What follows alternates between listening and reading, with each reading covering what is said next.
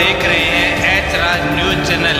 चलो करते हैं खबरों की शुरुआत सच्चाई के साथ। लो भाई, हरियाणा सरकार की बड़ी घोषणा। भाई, सामाजिक पेंशन में कर दी है बढ़ोतरी। क्या बुढ़ापा पेंशन, विधवा दिव्यांग पेंशन भी बढ़ेगी? राज्यपाल ने लाइव आकर विधानसभा में कर दी घोषणा। तो सुन लो जो इस प्रकार से है। हाल ही में आपातकाल सत्याग्रहियों की पेंशन 10,000 रुपये से बढ़ाकर 20,000 रुपये की गई है। हिंदी आंदोलन 1957 के मातृभाषा सत्याग्रहियों की पेंशन को बढ़ाकर 20,000 रुपये की गई है। मेरी सरकार हरियाणवी अग्निवीर को सरकारी नौकरी देने के लिए संकल्पबद्ध है। पूर्व सैनिकों को 5 साल तक की भुगतान अवधि के साथ 10 लाख रुपए तक का ब्याज मुक्त ऋण दिया जाएगा। वीर उड़ान योजना के तहत पूर्व सैनिकों को व्यावसायिक परीक्षण व कौशल प्रमाण पत्र करने के लिए डीबीटी के माध्यम से एक मुश्त 50,000 रुपये प्रदान किए जाएंगे। जय जवान आवास योजना के तहत पूर्व सैनिकों के लिए आवास बनाने के काम में तेजी लाई गई है। सबसे पहले सबसे गरीब का उत्थान। सबसे पहले सबसे गरीब का उत्थान। माननीय सदस्यगण, बाबा साहेब डॉक्टर भीमराव अंबेडकर जी का मानना था कि किसी भी समाज की प्रगति निचले तबकों की प्रगति पर निर्भर होए। मेरी सरकार समाज के सभी पिछड़े और वंचित वर्गों के कल्याण उत्थान के लिए प्रतिबद्ध है। सरकार की योजनाओं एवं सैचुरेशन अप्रोच के कारण ही इसमें अनुसूचित जाति, पिछड़े वर्ग, हर समाज और क्षेत्र के परिवार शामिल हैं। मेरी सरकार ने पहली बार गरीब को यह एहसास करवाया कि सरकार उसकी है और वह सरकार में है। पिछले 10 वर्ष में प्रदेश की उपलब्धियां और विकास का आधार गरीब का सशक्तिकरण रहा है। लास्ट माइल डिलीवरी पर फोकस ने इन वर्गों का जीवन बदल दिया है। वंचितों की सेवा का यह संकल्प ही सच्चा सामाजिक न्याय है। वंचितों को लाभ पहुंचाने के लिए सरकार ने अनुसूचित जातियों के आरक्षण का 2 वर्ग में वर्गीकरण किया है। हैप्पी योजना के तहत प्रदेश के 84 लाख लोगों को प्रतिवर्ष 1,000 किलोमीटर तक मुफ्त यात्रा सुविधा दी गई है।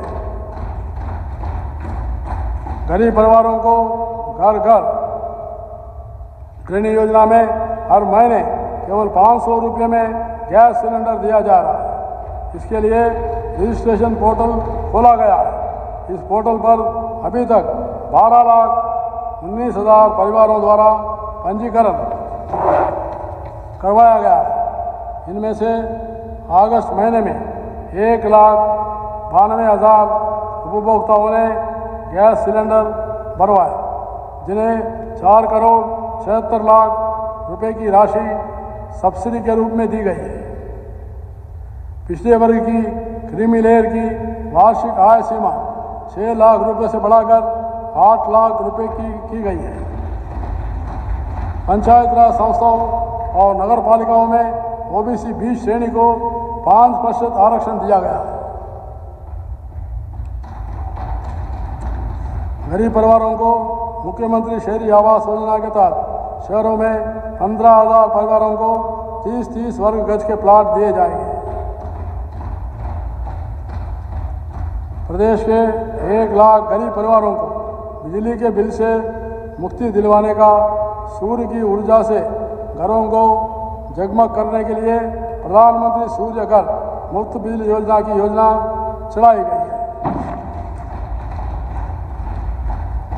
घरेलू बिजली उपभोक्ताओं का राहत देते हुए बिजली का मंथली मिनिमम चार्ज समाप्त किया गया।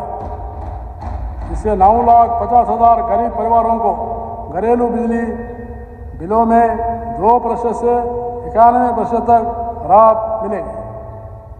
मेरी सरकार डीए और पेंशन को जोड़ने वाली वैज्ञानिक फार्मूला के आधार पर सभी सामाजिक सुरक्षा पेंशनों की राशि में वृद्धि करेगी।